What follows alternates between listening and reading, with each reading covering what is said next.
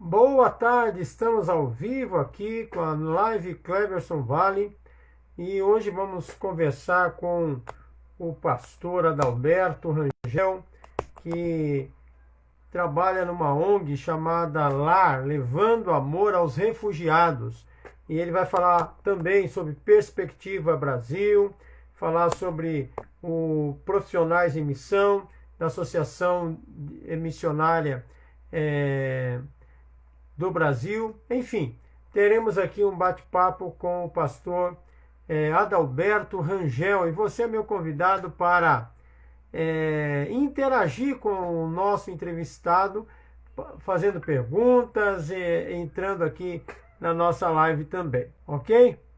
Aguardamos aí a sua participação. Estamos ao vivo nesta oportunidade.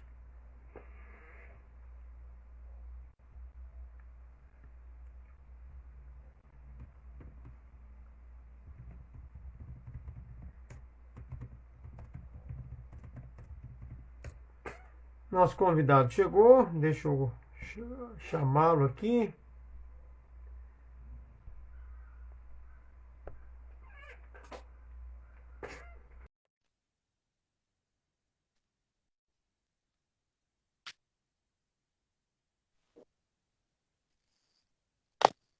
Pastor Adalberto Rangel, boa tarde. Boa tarde, querido pastor. Como vai? Tudo bem? Graças a Deus, tudo bem. E muito honrado da sua presença aqui na nossa live nesta tarde. A honra é toda minha. Prazer poder estar debatendo algumas coisas importantes, assuntos bons aí nesse tempo aí de comunicação mais à distância, né? A honra é minha. É verdade. Quando começou a pandemia começou em março, mas por volta do início de abril, eu comecei as lives de segunda a sexta. Então, hoje, o pastor é o meu septuagésimo segundo convidado. 172 convidados já passaram por aqui. Então, é uma honra falar contigo. É uma honra falar Sensacional. contigo. Pastor Adalberto, eu quero dizer que além das pessoas que estarão acompanhando ao vivo, a nossa live fica gravada e muitas pessoas terão acesso, e eu gostaria de apresentá-la agora aos nossos convidados. Adalberto Rangel, 51 anos, casado há 32 anos, pai de 3 filhos, avô de 4, engenheiro civil, mestre barista, teólogo, missiólogo, especializado em islamismo, pastor da comunidade cristã Lar, em Cabo Frio, Rio de Janeiro. Cabo Frio, interessante. O pastor conhece o pastor Neemias Lima, lá da Batista do Braga? Conheço, né? Nossas igrejas estão na mesma rua. Conheço, sim. Ah, que legal, que joia. Neemias Lima, ele tem feito um trabalho com pastores, dando cursos, inclusive fez parceria agora recente com o pastor Noélio Duarte, dando curso de oratória para pastores, a qual eu estou participando lá com eles. Muito bom. Pastor Adalberto é presidente da ONG LAR, Levando Amor aos Refugiados, membro da equipe executiva e coordenador regional do Perspectiva Brasil, membro do PEN Profissionais em Missão da AMTB. Qual o significado da AMTB? Associação de Missões Transculturais do Brasil. É a organização que agrega todas as agências e instituições missionárias com cunho transcultural. Digamos que é a turma que nos une, né? Todo mundo está ligado à MTB, né? Vamos dizer assim. Hoje quem preside a MTB? Paulo Fênima preside, e o diretor executivo, que também atua bastante, é o Rodrigo Gomes. Uhum. Muito bem. Pastor, podemos começar então a entrevista? Podemos começar. Eu gostaria que o senhor falasse um pouco da sua infância e como aconteceu a sua conversão.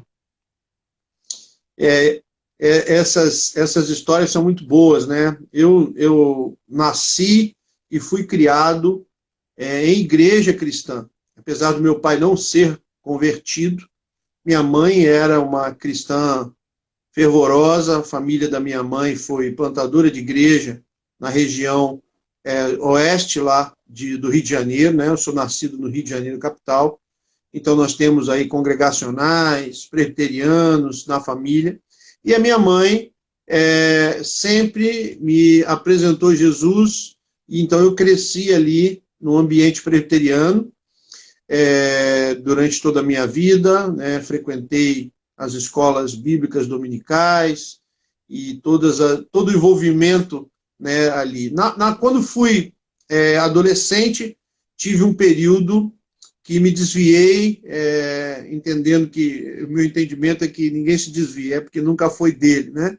Então, tive um momento aí em que, quando casei, me retornei ali de maneira mais comprometida, casei na igreja presbiteriana, e no final dos anos 90, me envolvi mais ativamente, especificamente no meio dos anos 90, com a plantação de uma igreja presbiteriana, do qual fui líder de 2000 até 2005, participei ali do presbitério, da liderança. O senhor fala presbiteriana, é a presbiteriana do Brasil?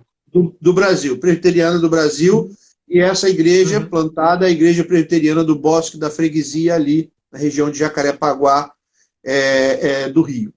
Eu creio que a minha conversão genuína se deu no ato do logo após o meu casamento, quando nosso bebê, eu casei, minha esposa estava grávida, e nós tivemos um parto prematuro, e o nosso bebê foi em 1988, né? Viveu 6 dias numa UTI neonatal e não sobreviveu, e eu era muito jovem, né? E todo aquele processo foi ali um instrumento que Deus usou para realmente alcançar o meu coração. Vivi nesse tempo aí, um tempo difícil, mas que foi um tempo que Deus usou para a glória dele.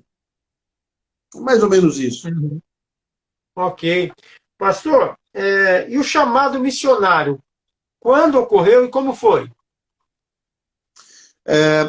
A igreja presbiteriana, ela, como a batista, né, nas suas convenções tradicionais, elas têm um envolvimento e ensinam isso dentro da toda a sua programação, né?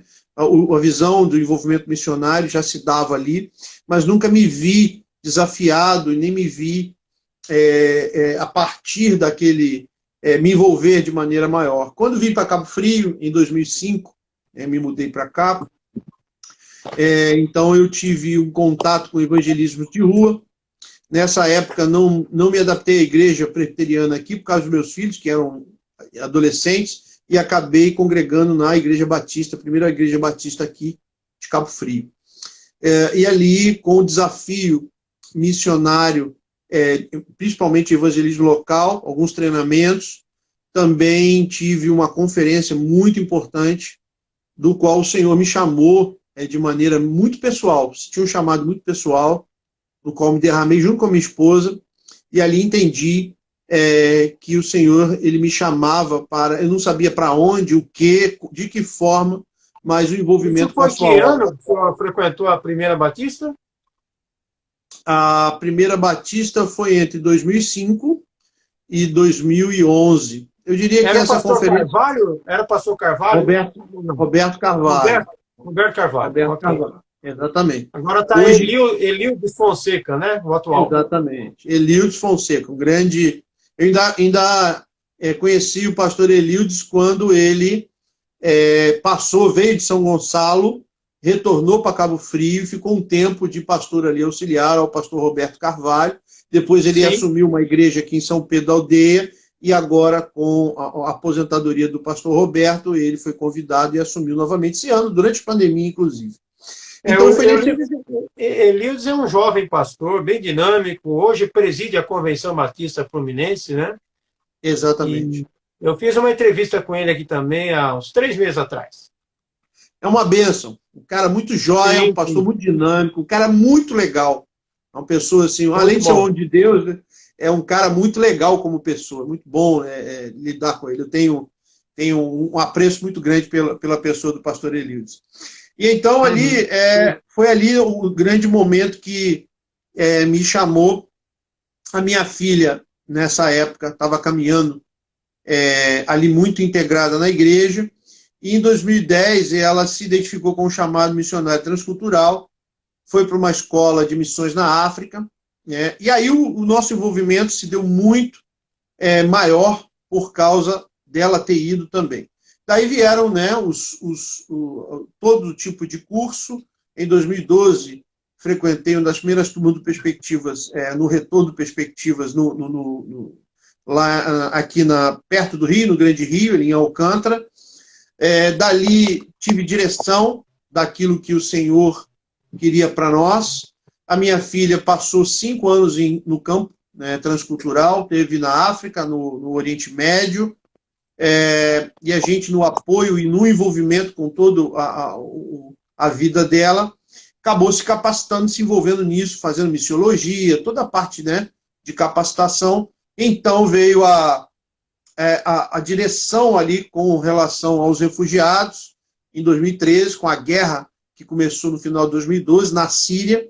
Minha filha estava envolvida com aqueles povos, e nós entendemos que o Senhor nos chamava porque fizemos uma viagem a uma base na fronteira com a Síria, no norte da Jordânia, em 2014 já, e voltamos de lá decidido a nos envolver de forma integral ali com uma direção. Fundamos a organização Simples para poder ajudar, e foi mais ou menos por aí, né? Desde então venho estudando islamismo, me aprofundando, né, nessa área toda. Pastor, eu estava te ouvindo quando o senhor o senhor falou na conferência Povos, acho que é Povos isso, né? Povos e Línguas. E lá o senhor comentou que tinha uma cafeteria. A cafeteria existe ainda? E qual era o objetivo dessa cafeteria? E ela tem, parece, ligação com negócios como missões. Fala um pouco sobre isso. O que aconteceu em 2014, né, foi o envolvimento com os refugiados. Não era intenção nossa acolher refugiado aqui. Nós queríamos ajudar, nos envolver com a questão do refúgio nos lugares, principalmente no Oriente Médio, Jordânia, Líbano e Turquia, onde abrigavam muito refugiado, onde tinha carência de pessoa, de suporte. A ideia era essa, nunca foi para cá.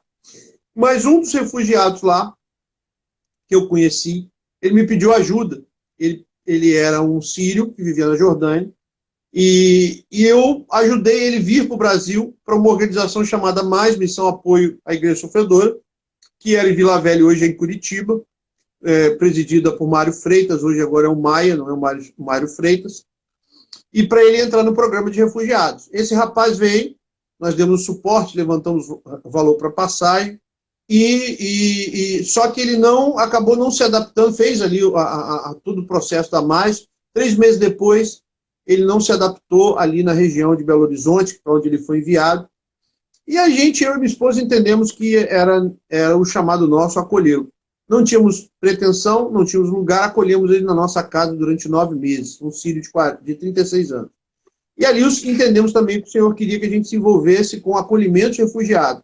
Alugamos, então, uma casa aqui em Cabo Frio, colocamos esse sírio lá e desenvolvemos um programa de acolhimento de refugiado por um ano, onde a gente ia ensinar ali língua, cultura, discipular e arrumar um emprego. Tivemos aí necessidades financeiras que não tínhamos antes, e isso, depois de uma viagem no início de 2016 à Turquia, conhecemos alguns projetos, um café, que ajudam no suporte financeiro da base lá.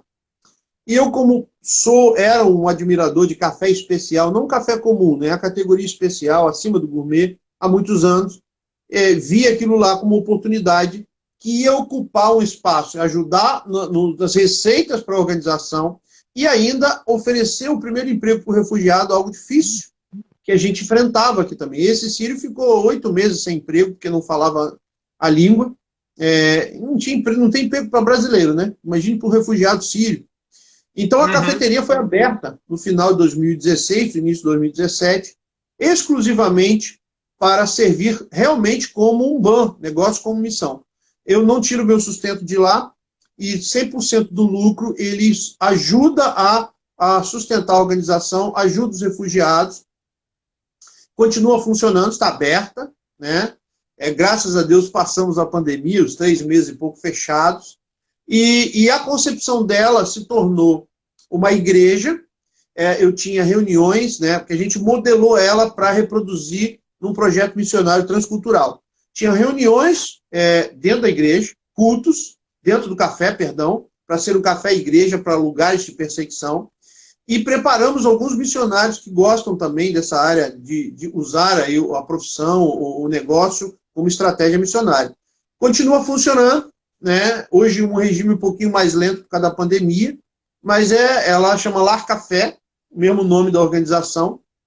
A gente teve tanto envolvimento local que dali cresceu, e foi assim que nós abrimos ali um galpão e juntamos com outro pastor, que era amigo meu, que caminhava pastoreando nas casas, e aí fundamos a comunidade cristã lá, fruto de muito relacionamento a partir da cafeteria também.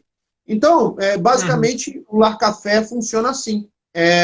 O negócio como missão, na sua concepção, onde 100% do lucro ajuda a organização lá, oferece o primeiro emprego. A gente já teve egípcio, a gente já teve iraquiana, sírio, todos eles passaram trabalhando ali no seu primeiro contato, chegada, e depois foram encaminhados, né, conforme a sua profissão, conforme o desejo, né, de estabelecimento nas suas áreas aqui no Brasil. Esse é o papel do Lar Café. Isso foi crescendo, eu me envolvi com um negócio como missão, como eu não conhecia, a ponto fui convidado para algumas ministrações, como essa que o senhor viu aí, foram 2 eventos de povos e línguas, e também para fazer parte do departamento da MTB, que é o PEM, Profissionais e Empresas em Missão, por causa de um case muito prático, né? Sair daquele campo teórico para alguém que, como é que é administrar um negócio realmente totalmente voltado para a missão, entendeu? A cafeteria fica em Cabo Frio mesmo. Fica em Cabo Frio, no centro de Cabo Frio. No centro de Cabo Frio. E a igreja fica próxima? A igreja fica no Braga, fica próximo da igreja do pastor Neemias. Ok. Mas a igreja é fruto desse trabalho da cafeteria? Em parte, sim. Né? Em parte, sim. Porque eu juntei com outro pastor também, que caminhava nas casas, então eram inicialmente grupos aí de 20 pessoas, cada um. Só que quando a gente foi para o galpão, muitos daqueles que se relacionavam comigo, ouviam o evangelho no café, na cafeteria, migraram para lá. Houve várias conversões e pessoas sem igrejas, que ali, o café é um ambiente muito relacional.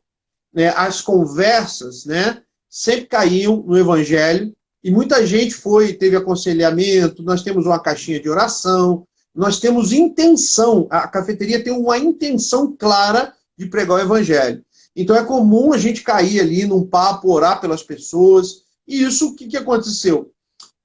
Criou uma rede de relacionamento, em que quando a gente foi para o galpão, as pessoas já nos conheciam, e que não tinham igreja, e acabaram migrando para lá. Então você tem ali um grupo bom de pessoas que nós conhecemos na cafeteria, fruto da cafeteria. Que ano que foi a organização da comunidade lá? Final de 2017, a gente começou... Não, perdão, final de 2018.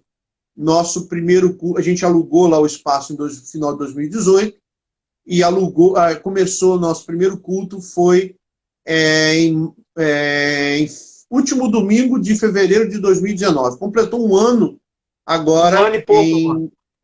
Um ano e pouquinho, exatamente. Temos 160 pessoas congregando conosco atualmente. Mesmo. E a forma de governo segue a mesma linha presbiteriana? Como que a doutrinária? Então, nós somos reformados, nossa fé é uma fé reformada. O Rodrigo, que é pastor comigo, fez Palavra da Vida, foi pastor batista. Então, a nossa visão é exatamente essa, né? Doutrinária, Certo. é uma fé reformada, a forma de governo. A gente tem o nosso estatuto, né? Mostra uma direção assim muito pessoal, vamos dizer assim. Não é exatamente como a linha presbiteriana, nem exatamente como a linha batista, né? Nós temos um grupo ali que nos auxilia na liderança, mas como é muito jovem, né? A gente não empossou ainda um corpo de líderes, entendeu? Agora que a gente está nessa fase. A pandemia trabalhou um pouquinho, né? O Sim, transcorrer de tudo. verdade. Pastor, fala um pouco sobre o que seria um mestre barista. Tem alguma coisa a ver com café, né? O barista, ele vem do italiano, né? Que era o profissional que extraía na máquina de expresso manual e que precisava botar uma pressão de 10 a 15 bar de pressão, era manual. Ele bombava ali para subir a pressão para extrair o café de forma intensa. Daí o apelido de barista, o nome que ficou mundialmente conhecido pelo profissional que ele conhece do café e consegue transformar o grão de café numa bebida muito bem preparada, né? Então o barista ele conhece as nuances do café, ele conhece os métodos de preparo filtrado, ele sabe a moagem certa, ou seja, é um profissional que também se estende, aí são os desdobramentos do principal, né? Que é a pessoa que prepara a bebida do café. Aprender do cultivo de café, aprender de torra, aprender de moagem, os tipos de café pelo mundo, né? E eu fui fazendo curso, né, nessa área, saí do barista básico para o avançado, degustação, cupping e torra, né? E hoje eu ministro alguns workshops de preparo de cafés. Então o barista é essa pessoa que também vai um pouco além, harmonizar comidas salgadas e doces com café, criar ali um ambiente de degustação que promova, né, a valorização do café, principalmente os cafés de alto nível, que tem notas sensoriais, aromas e sabores diferentes do café tem em supermercado, né, que é um café de outro tipo Conilon, que não tem todos esses óleos essenciais, que dão sabores e aromas. Então é isso, barista. Deu vontade de tomar esse café aí, viu? Estou com água na boca agora. Eu gosto de café. Esse tipo de café eu estou tomando café aqui, eu estou tomando um cafezinho. Opa, que bom. Pastor, fale um pouco sobre o BAM, o BAM, que é uma sigla em inglês para... muitas pessoas não... O senhor falou do BAM, né? Mas é negócios como missões, é a tradução, é isso? Isso. Então, nós temos um desafio no Brasil, né, que essa área é uma área bem nova no Brasil, embora não seja nova lá fora. E nós temos um desafio de tornar isso um modelo que ofereça uma opção para quem geralmente não se entende, né? Nós temos um problema sério no nosso meio cristão com relação a essa dicotomia. Uns se acham chamados para envolver com a missão do Senhor, outros não. Não entenderam que Atos 1,8 é um chamado para todo cristão. A forma com que você vai responder a esse chamado é que muda, de maneira muito pessoal.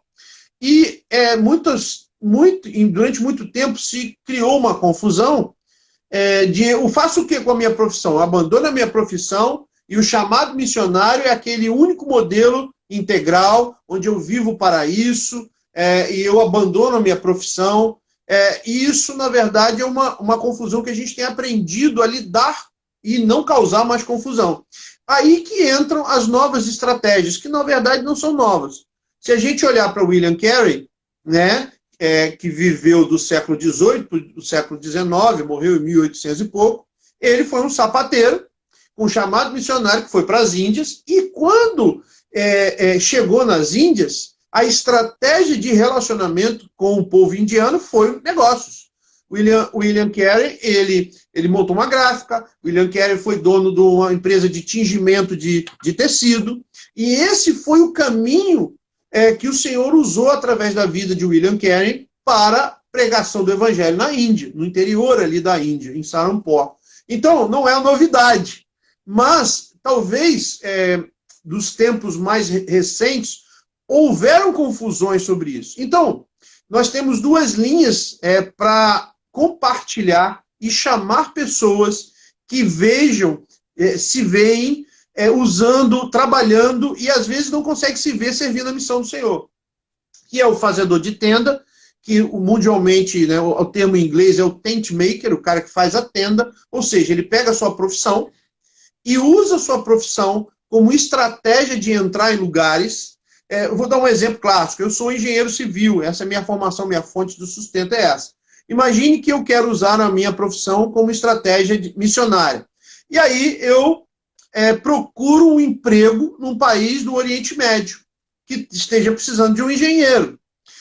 Não procuro com a intenção de ficar rico ou ganhar muito dinheiro, mas procuro com a intenção de, no meu ambiente de trabalho e a partir do ambiente de trabalho, pregar a Jesus num país que normalmente não me aceitaria com o visto de pastor, mas me aceita com o visto de trabalho. Esse é o fazedor de tenda, aquele que pega a sua profissão e coloca ela totalmente a serviço de Jesus, intencionalmente. Não é aquela pessoa que trabalha e também prega o evangelho no seu ambiente de trabalho. Esse é um cristão, né?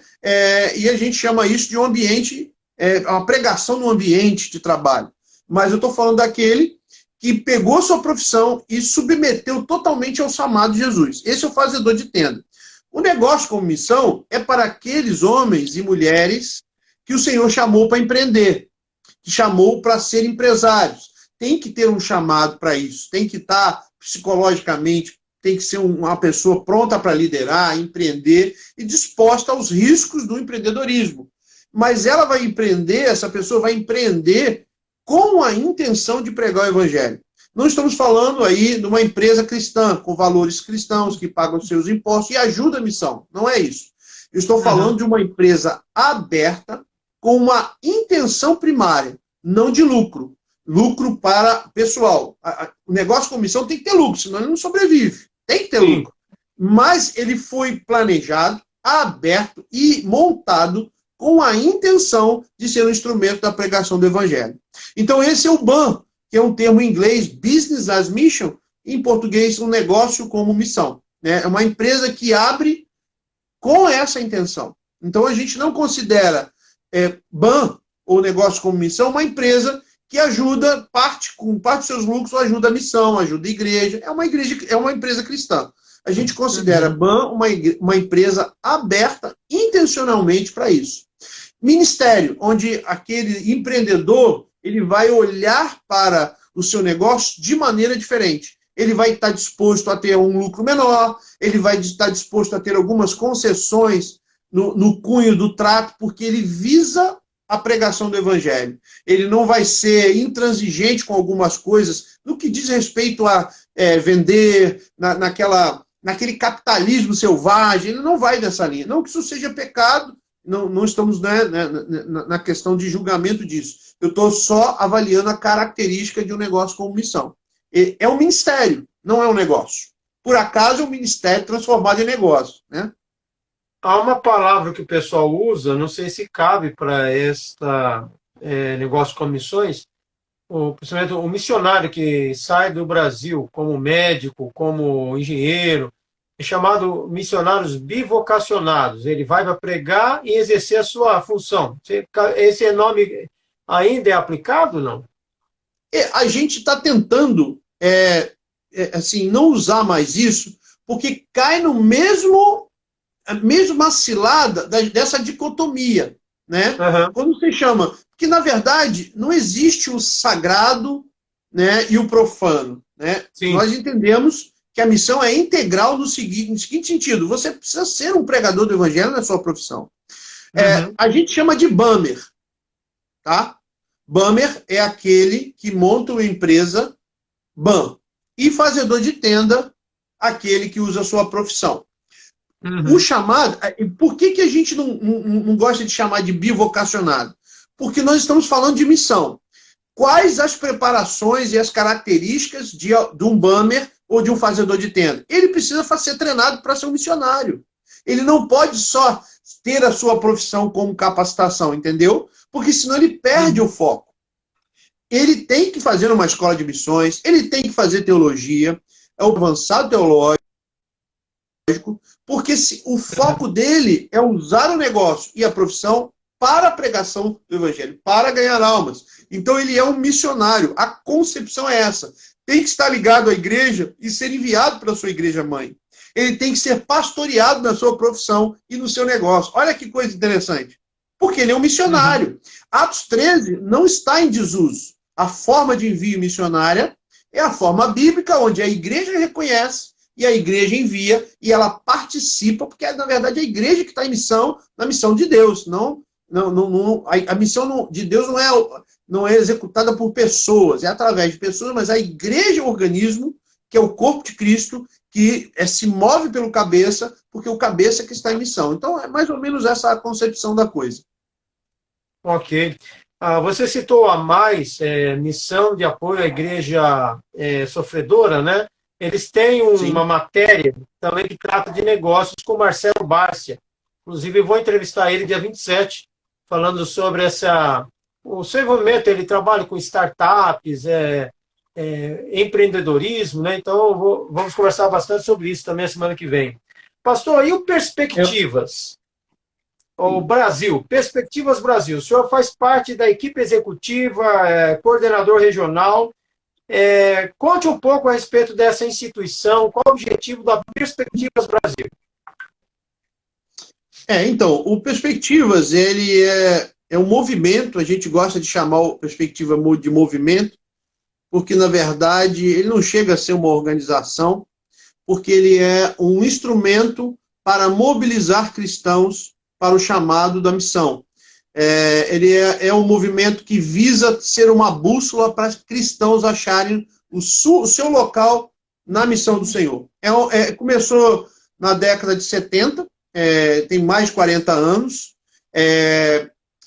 lá nos Estados Unidos, a partir de um curso de verão, e ali surgiu o primeiro Perspectivas, e hoje, 40 e poucos anos depois, está em mais de 100 países, e chegou no Brasil aí em 2009, assim, muito trazido para capacitar agências missionárias. O seu conteúdo é um conteúdo muito profundo de missiologia. Talvez nenhum curso teológico chegue tão profundo e é uma capacitação missiológica, não é uma escola missionária, não é algo que forma missionário, mas é uma capacitação missiológica que oferece uma bússola exatamente para o cristão se identificar, ver que não existe cristão que não deva participar da missão do Senhor. Basicamente é isso. E como é que se faz esse movimento? Né? Nós temos um conjunto de coisas que compõem. Um é o livro do Perspectivas, que é um compêndio de artigos missionários de brasileiros, e também de estrangeiros, né? Nós temos John Piper, nós temos John Stott, nós temos muita coisa, Steve Halford, tudo dentro do livro. E um guia de estudo, que é por onde quem está fazendo, né, o movimento, o curso, ele é guiado, e são 12 encontros, e a Bíblia, claro, o guia de estudo leva a pessoa a ler a Bíblia, leva a pessoa a ler artigo no livro. São 12 encontros divididos em 4 perspectivas. As primeiras 4 aulas são perspectiva bíblica de missão, né, fala por que Deus está em missão, quem é ele, o motivo, aquela coisa toda. Depois vem uma perspectiva histórica, relatando um avanço do movimento missionário desde Atos 28 em diante, até missões modernas, né, passa aí por avivamentos e chega até missões modernas, aí, década de 20, né, faz um apanhado, tudo como o evangelho naqueles primeiros séculos. E aí entra numa perspectiva estratégica, né, que é a terceira perspectiva, né, perdão, perspectiva cultural, que é a terceira perspectiva, que vai ensinar sobre contextualização, sobre cosmovisão, e termina com as últimas 3 aulas na perspectiva estratégica, mostrando os desafios da geração atual, plantação de igreja em povos não alcançados, em países de perseguição, desenvolvimento comunitário. O foco do Perspectivas é despertar a igreja para olhar para povos não alcançados. A tarefa remanescente, aquilo que falta para a nossa geração, é desafiar a igreja a fazer parte disso. Então, basicamente, é isso o movimento Perspectiva. Nós temos uma presidência exercida por um americano chamado Kevin. Ele participa de uma agência missionária grande. Tem o diretor nacional, uma equipe executiva, que eu faço parte, um colegiado que compõe ali, somando com as questões, né, do ensino. Eu sou professor de algumas aulas, né, mais na parte teológica, que é meu forte. As aulas elas não são ministradas por professores, e sim por cristãos que vivem sobre aquilo. Então, nós, por exemplo, na parte teológica, né, na perspectiva bíblica, são teólogos. Na perspectiva cultural, são missionários que viveram no campo transcultural. Na perspectiva histórica, são teólogos com conhecimento histórico, né, do avanço do evangelho. Então, isso é uma potência, porque você vê pessoas de agências missionárias com visões e vozes diferentes se juntando ao livro, à Bíblia, né, e apresentando a aula não de maneira um professor que lê a matéria e passa, mas trazendo o seu conteúdo pessoal, sua experiência de campo, fazendo isso uma coisa sensacional. Perspectiva é um instrumento fabuloso de Deus na mobilização missionária. Esses encontros são 12, um por mês, seriam por mês durante um ano. Um por semana. Então, nós temos 3 formas presenciais de fazer os encontros. Por quê? Nós temos aí, nas férias, algumas agências missionárias que fazem no modo intensivo. Encontro por dia, porque é para oferecer aquela pessoa que está de férias, de longe, não consegue fazer. Normalmente nós temos isso na Jocum, nós temos isso na Missão Além, em Brasília, a mais, na Missão Apoio à Igreja Sofredora faz também, perspectiva intensivo. Nós temos o semi-intensivo, né, tendo aulas aos sábados, mais de uma aula, né, temos 2 encontros, né, às vezes aula 1 e 2 num sábado, no outro sábado aula 1 e 2, mas a melhor forma que a gente acha é a aula semanal. Um encontro por semana, que normalmente é de 19h30 às 22h, então, os 12 encontros, sendo um por semana, é onde a gente crê que se desenvolve a melhor percepção do movimento. Porque dá tempo, é muito conteúdo para estudar. Muita coisa no livro. Seriam 3 meses o curso? Seriam 3 meses. Meses. Ok. E no Brasil, esse ano, quem que preside Perspectivas no Brasil? É o Kevin, que é americano. Na verdade, ele é nascido aqui, mas é filho de missionários americanos. Então, ele foi criado lá. É um que foi professor do PV, não?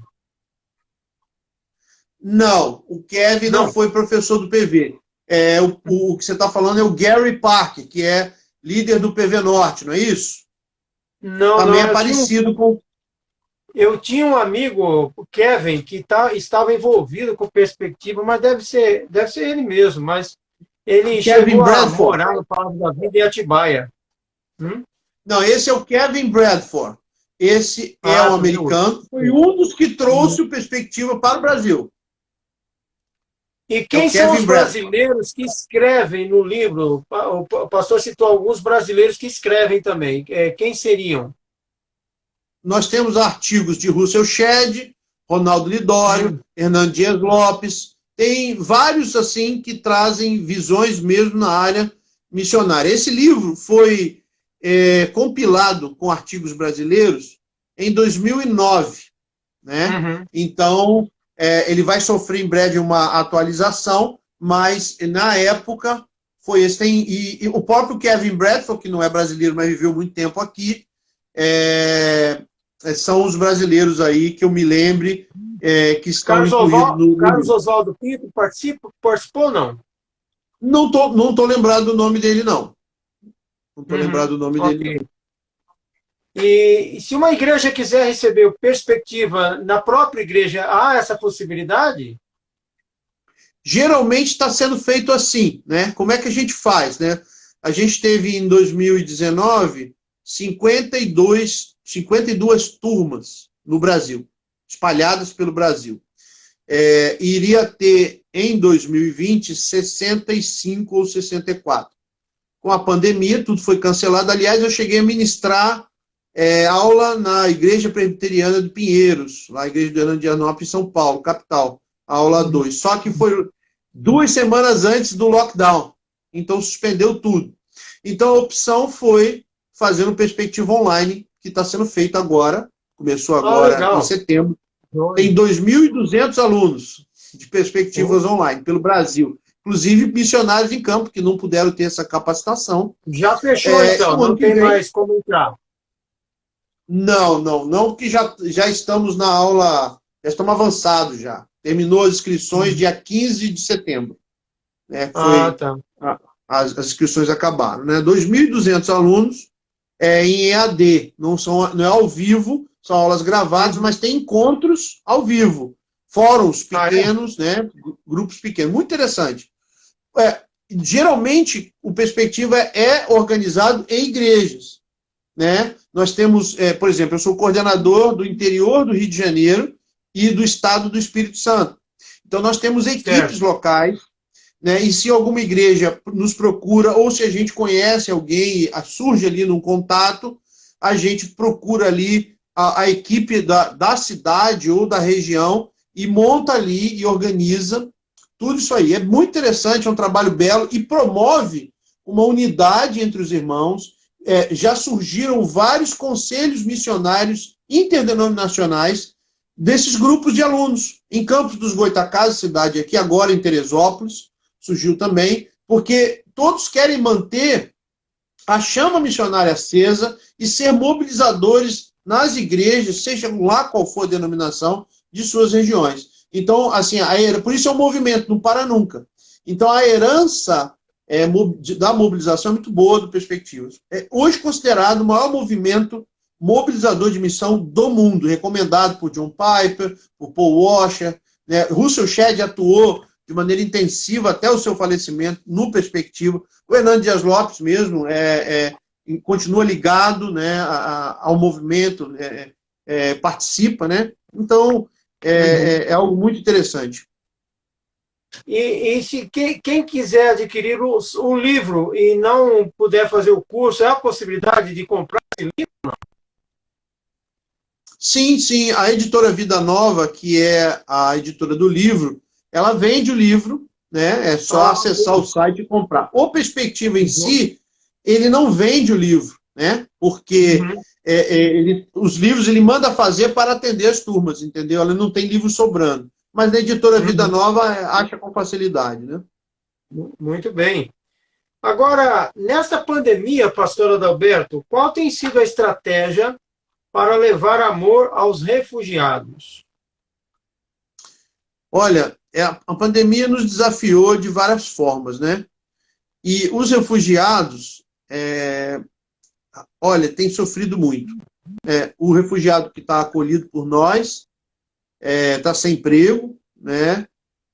Agora, a estratégia que nós tivemos várias tentativas e sem ainda conseguir ingressá-lo, conseguimos alguns trabalhos temporários, e a gente dá esse apoio, né? Ele mora lá na casa com todas as despesas pagas, né, na nossa base, e a estratégia que nós temos agora, nós conseguimos, o notebook dele tinha pifado há 1 ano, mas nós conseguimos a doação de um notebook, e ele vai, como ele fala inglês também fluentemente, ele vai trabalhar online para ajudar no seu sustento, né, fazendo tradução, algumas coisas, né?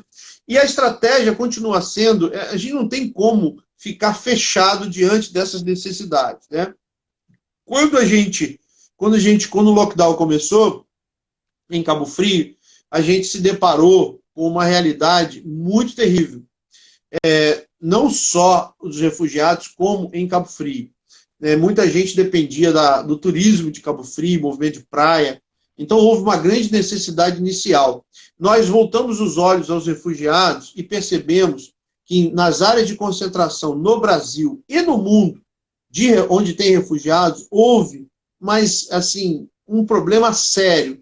Muitos refugiados perderam aquele trabalho, porque muitos trabalham de maneira informal, e trabalhando de maneira informal foram os primeiros a sofrer na pandemia, porque acabou as comidas árabes que eles fazem, os bicos, os refugiados que vêm de Venezuela e países africanos, que têm uma aptidão de trabalho mais braçal, também sofreram, porque a construção civil deu uma reduzida no início.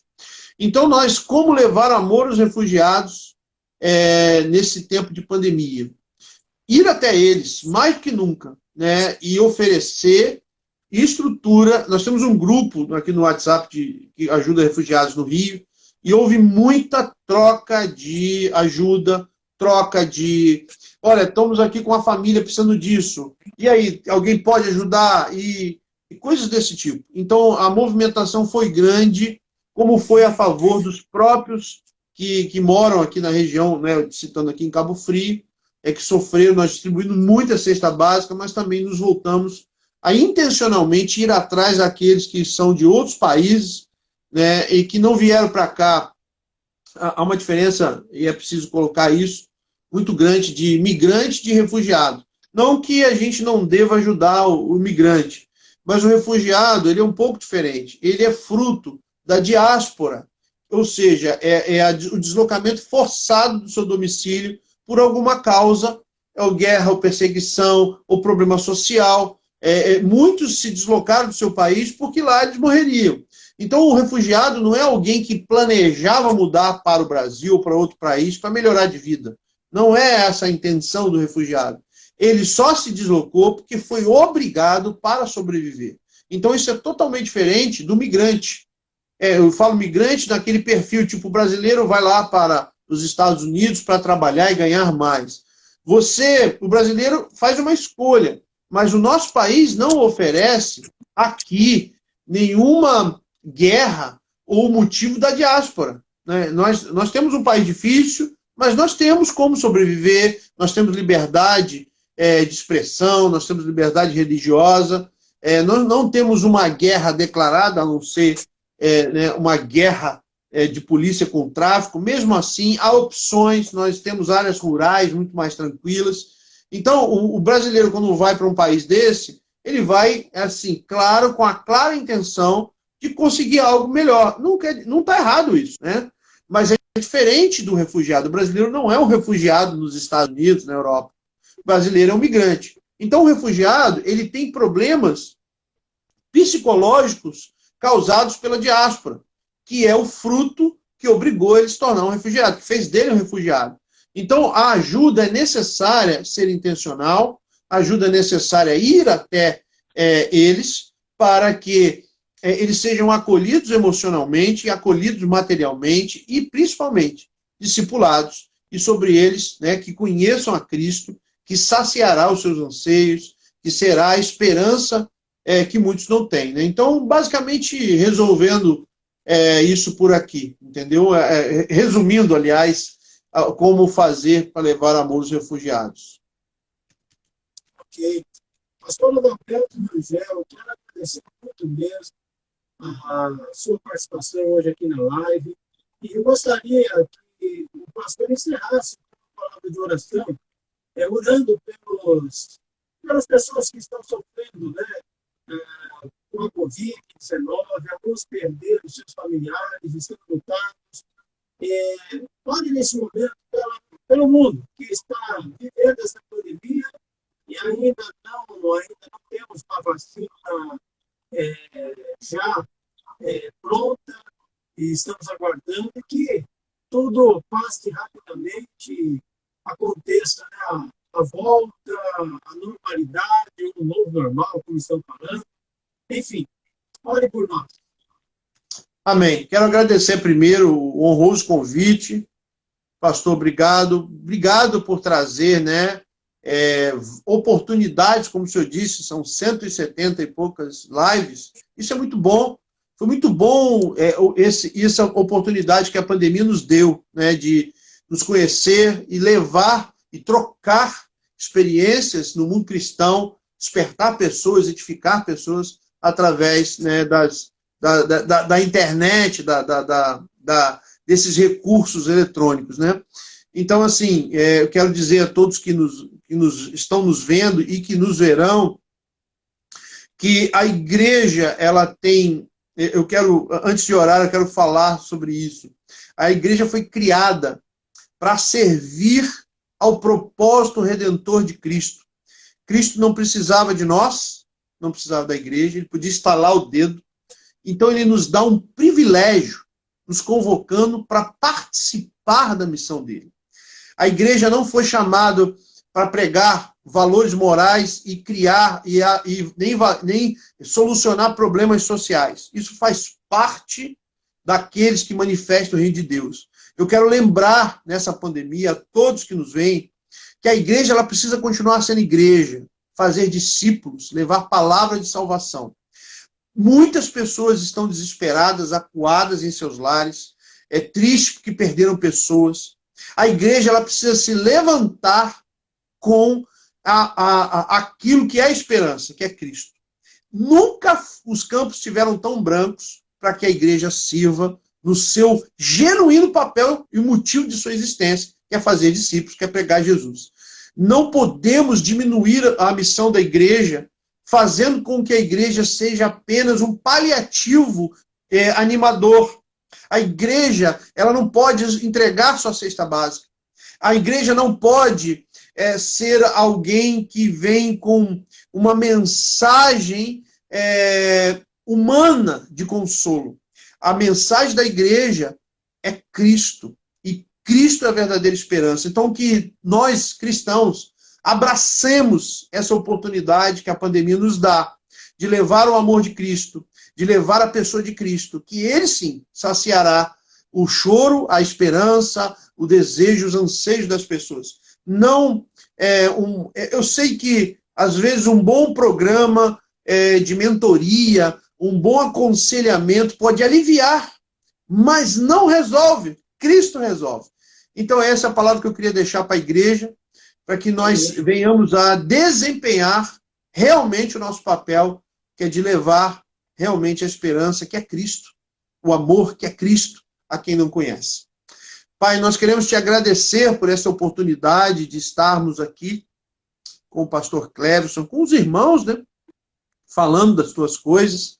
Eu te peço, Pai, que para onde chegar essa live, esse vídeo, o Senhor use, Senhor Deus, despertando, tocando pessoas a respeito das suas identidades pessoais em Cristo. E se aquelas que assistirem não tiveram um encontro com o Senhor, eu peço que o Senhor use para que seja um momento de conversão, um momento de toque, da onde o Senhor transforma um coração de pedra em um coração seu. Faça isso em nome de Jesus. Eu oro para que a igreja se levante, levando a sua mensagem de esperança e de amor sobre essas pessoas enlutadas, essas pessoas acuadas, essas pessoas tristes, sem esperança. Pai, em nome de Jesus, não só console os que perderam, não só renove de ânimo aos que estão passando nesse momento por doença, mas que a esperança que é o Senhor seja realmente aquilo que eles se agarrem. O Senhor é a verdadeira esperança, o Senhor é a verdadeira vida, e então onde há luto, que eles te vejam, para que sejam renovados pela sua presença. Onde há tristeza e medo pela doença, que eles te vejam, que sejam renovados pela sua esperança. E, Pai, que a sua igreja, Pai, sua igreja abrace realmente o seu DNA de participar da sua obra redentora. Que privilégio nós precisamos entender, que somos privilegiados, o Senhor não precisava de nós. Por isso, desperta mais ainda a tua igreja a servir na sua missão.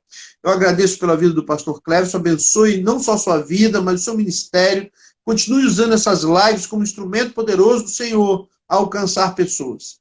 Assim te agradeço, em nome de Jesus. Amém. Amém. Obrigado, pastor. Obrigado. Forte abraço. Foi um prazer falar Forte contigo. abraço. Obrigado a todos que nos acompanharam. entraram aqui e aqueles que não entraram depois da gravação. Fica com Deus, pastor. Amém. Deus te abençoe. Fica com Deus. Um prazer. Um abraço. Amém. Prazer foi